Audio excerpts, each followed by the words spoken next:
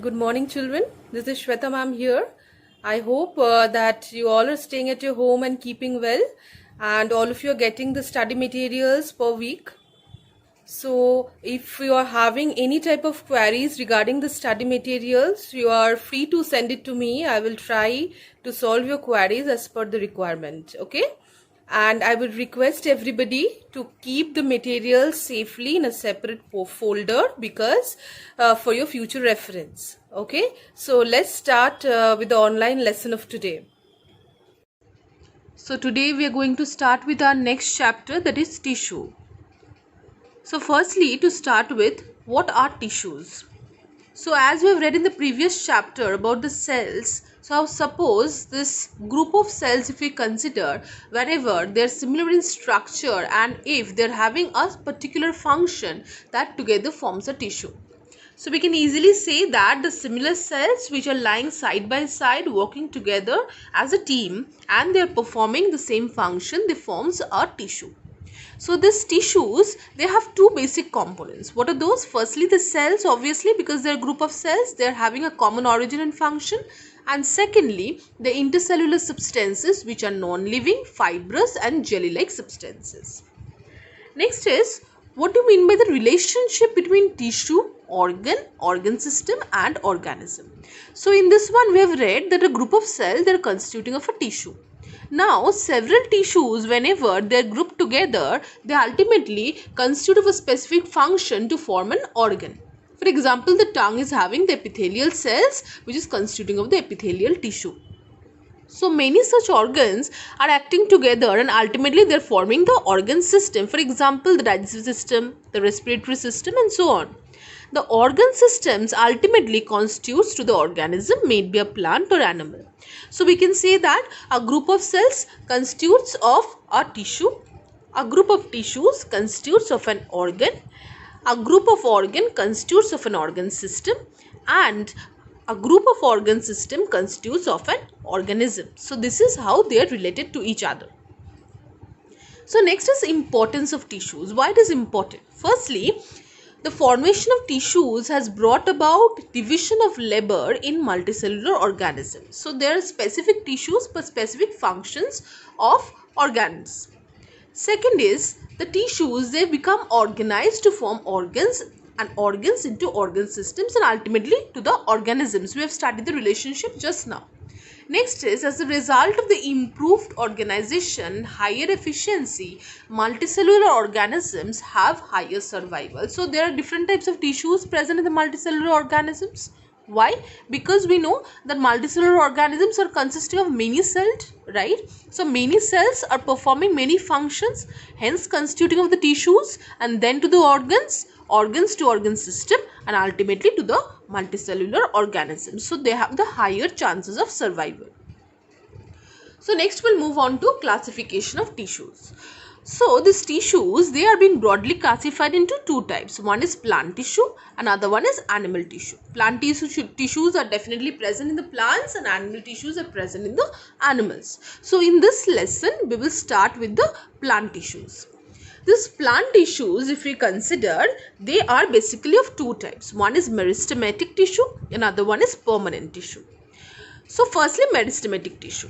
What is that? This meristematic tissue, these are being found in all the growing points of the plants. For example, what we can say? For example, the tips of the roots, the stems as well as the branches. So these are present in the tip portions. Why? Because these are the actively dividing cells which are being present. Why this actively dividing cells? Because they can divide and they are responsible for the growth of that particular plant. Right? So these tissues, we can say they are responsible for increasing the length and girth of the plant. Girth means the width of the plant. So what are the characteristics of meristematic tissue? Firstly, the cells of the meristematic tissue are similar in structure and have thin cellulose cell walls. So you have read that the plants are having cellulose cell walls. So this meristematic tissue, the cells of this are very similar in structure. Secondly, what is the shape? It can be spherical, oval, polygonal or rectangular. So these are the different types of shape which are being present in meristematic tissues. The cells of this tissue are compactly arranged and do not have intercellular space. So within the cells there is no such space which is being present, and they are being very much compactly arranged to each other. The cells have dense protoplasm with prominent nuclei. So what does this term protoplasm means? Protoplasm is referring to the nucleus along with the cytoplasm. So these cells, as it is a plant cells, you have read in the previous chapter, they are having a prominent nucleus within their cells. So these cells also have a prominent nucleus which is present along with a specific cytoplasm.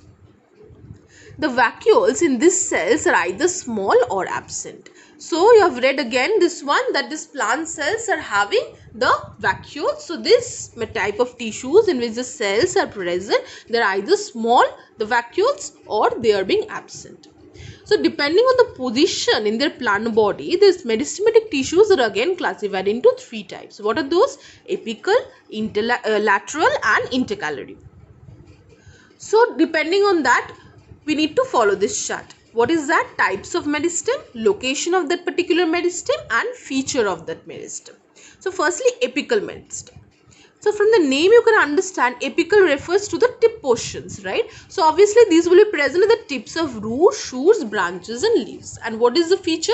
It brings about elongation of the root and the stem. That means division is definitely taking place. And as a result of that, the increase in the height as well as the girth of the plant is taking place, right? Next is lateral meristem. Mainly in this apical meristem, what we can consider that the height of the plant is being increased. Next is lateral meristem. It is present along the lateral side. So it is present sideways of stems and roots. For example, the cork cambium.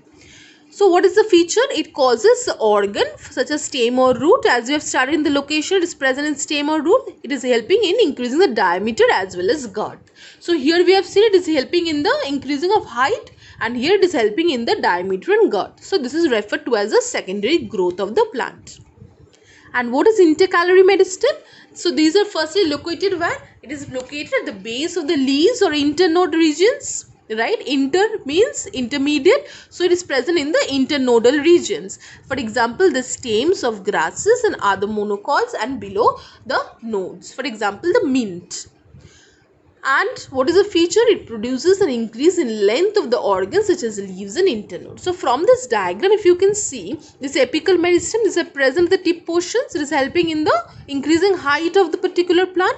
Intercalary meristem, it is helping in the increasing the length of the organ, right? You can see it is present in the internodal region, in the intermediate portion, and this lateral meristem, it is present sideways, and it is helping in increasing the girth and diameter of that particular plant. So as a whole, what we can consider the functions of meristematic tissue? Firstly, this meristematic tissue, it acts as a parent tissue from which other tissues develop. As because from this other tissues are developing, so this is called the parent tissue. Secondly, these tissues take part in growth definitely because actively dividing cells are present, right? So it is helping in the growth. And thirdly, the place of injury in plants is healed up by the formation of new cells by the meristem. So as because growth is taking place, so the old cells which cannot be considered as a proper one, those cells are being repaired with the help of this meristematic tissues.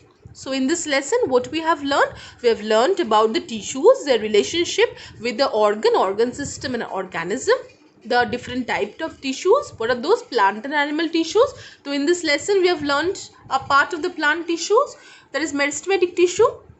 So these meristematic tissues, they are present in the actively dividing cells, right? And the growing region, they are being present. And these meristematic tissues, again, they are classified into three types: apical, lateral and intercalary. Apical meristem is present at the tip of roots, shoots, branches and leaves, which is helping in the increasing in the height of the plant. Lateral meristem, it is present on the lateral side of the stems and roots, which is helping in the diameter and girth of the plant, that is called the secondary growth. And intercalary meristem, these are located at the base of the leaves or internodal region specifically, and it is helping in increasing the length of an organ which is being present, right? So hopefully you have understood this part of the lesson, class. So thank you so much.